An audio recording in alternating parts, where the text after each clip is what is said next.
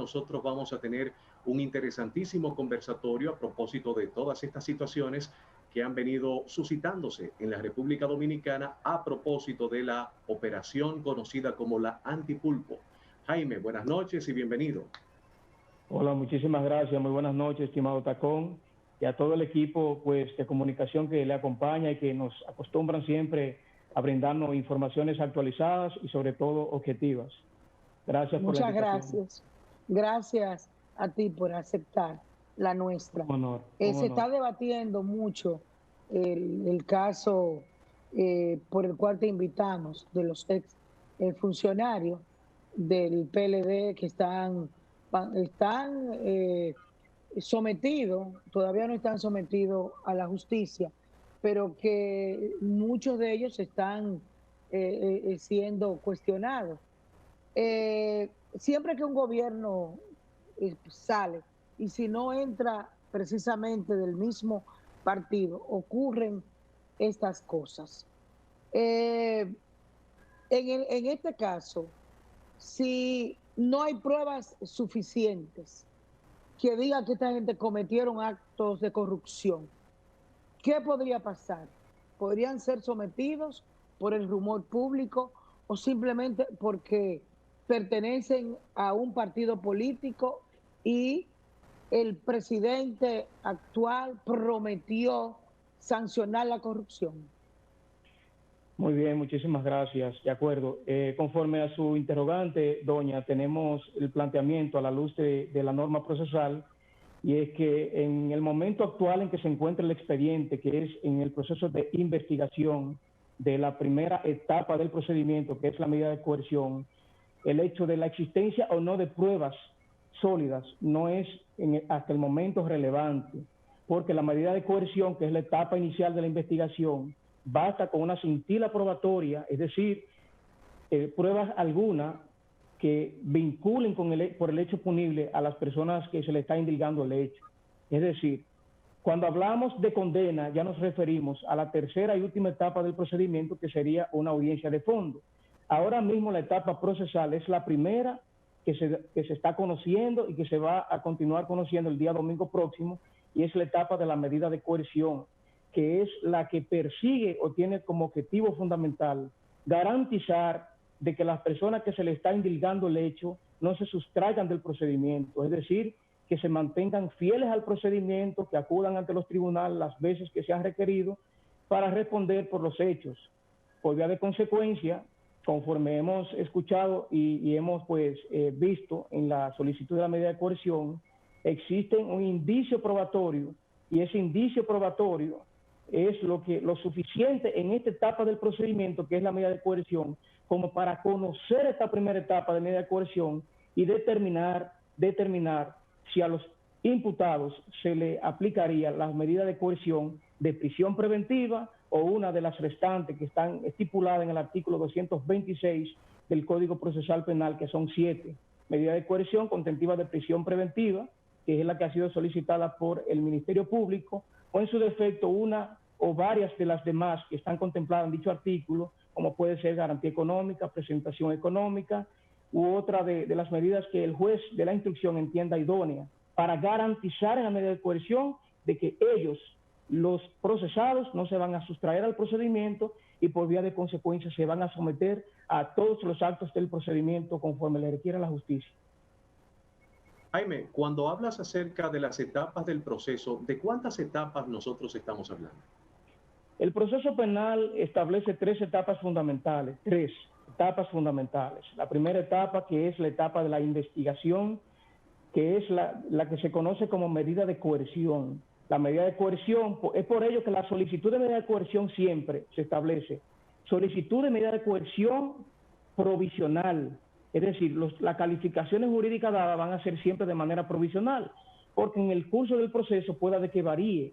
En el curso del proceso surtan o ocurran otros aspectos que, ¿verdad?, que cambien o endurezcan más la acusación, y por vía de consecuencia, inicialmente la solicitud de la calificación jurídica es provisional. La segunda etapa, que es la audiencia preliminar, que se desarrolla una evaluación y ponderación de las pruebas aportadas, es lo que se conoce como el sedazo, es decir, es allí donde el tribunal va a determinar si las pruebas que han sido aportadas por el órgano acusador son pruebas legales, fueron recogidas con legalidad, con observancia a la ley, si son útiles para el proceso, si son idóneas, si son pruebas relevantes que vinculen con el hecho punible a las partes. Es lo que se conoce como audiencia preliminar en la etapa intermedia. Y la última etapa, que es el juicio de fondo.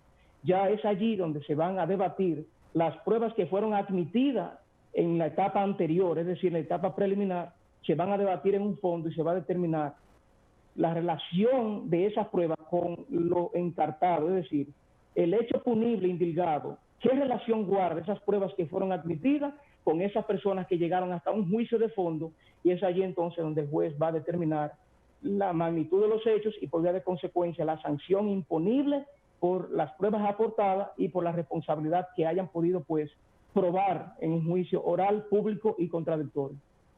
Se puede este mismo domingo saber si, como tú decías, son siete posibilidades. Una es vista a su Prisión casa, preventiva. otra Sí. es económica. ¿Podría Prisión ser domiciliaria. este mismo domingo?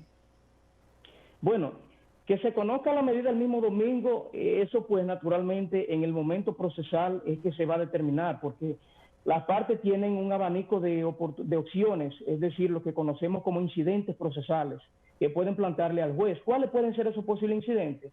Bueno, como la acusación consta de casi 300 páginas, y hay que conseguir los presupuestos, que no es más que los documentos que los abogados que ostentan las defensas de los imputados van a presentar como arraigo, pueda de que aleguen de que la acusación es extensa, que le den más tiempo para estudiarla, o para hacer gestiones de algunos presupuestos que le van a servir para exhibirlo ante el tribunal. Esa podría ser una causal que puede conllevar el aplazamiento de la audiencia, como también otras. Por ejemplo, si el juez de la instrucción que está conociendo el caso entiende de que su parcialidad está comprometida porque conoce a uno de los imputados, tiene relación o vínculo con alguno de los familiares de ellos, es una razón para aplicar el artículo 78 del Código Procesal Penal tendente a lo que es la inhibición, es decir, el juez está obligado a inhibirse. ¿Por qué? Porque de no hacerlo estaría comprometiendo su parcialidad. Y otra razón podría ser también de que uno de los abogados de los imputados recuse en el juez una recusación que no es más que indicar al tribunal de que el juez tiene algún tipo de afinidad o vínculo con alguno de los imputados, y por vía de consecuencia se vería pues comprometida la responsabilidad y la objetividad de ese juez ante el conocimiento de esa medida. Es decir, hay un sinnúmero de eventualidades que pueden surgir en un proceso de esa naturaleza, pero que se van a determinar en el momento específico.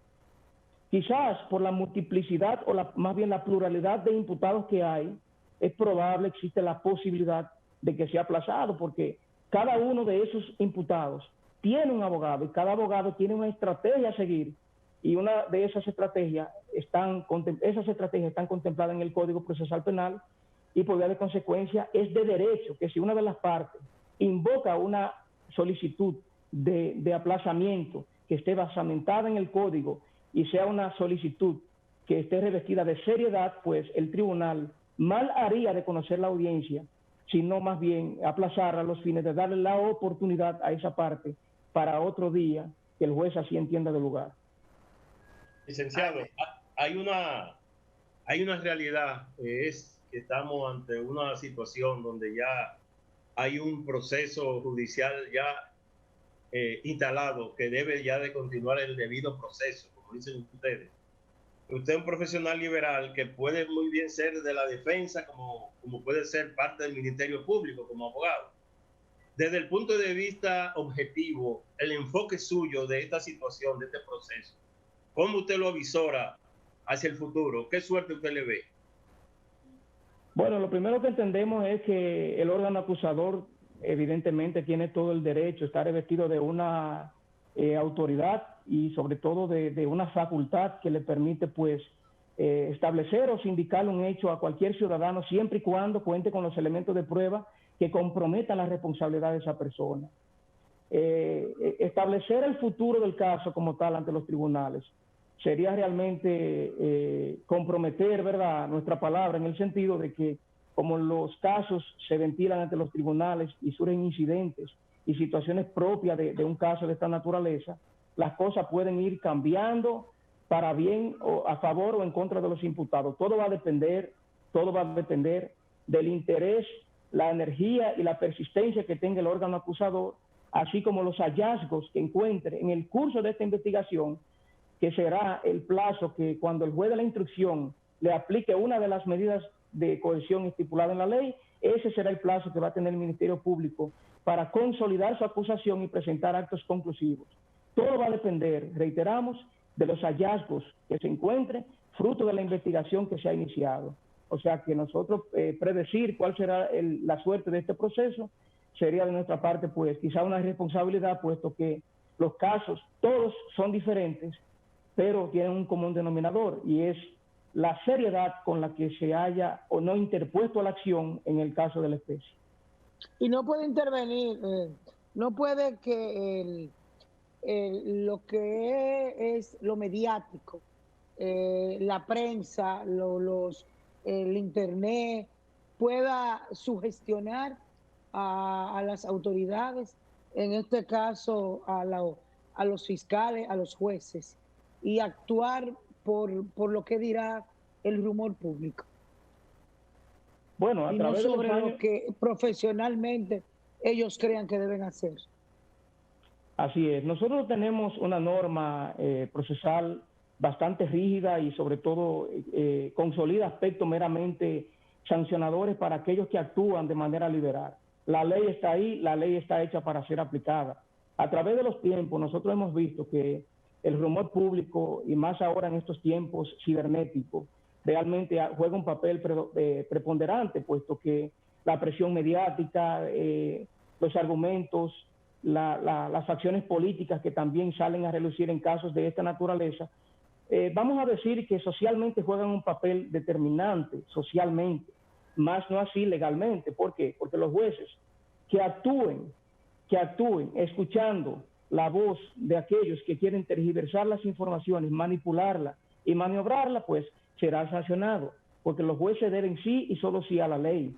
El juez se debe a los méritos de una acusación, a las pruebas que se depositen, y por vía de consecuencia serán esas pruebas que van a determinar la decisión del juez, que va a estar fundamentada, o más bien que debe de estar fundamentada, que debe de estar bien ponderada y sobre todo bien justificada.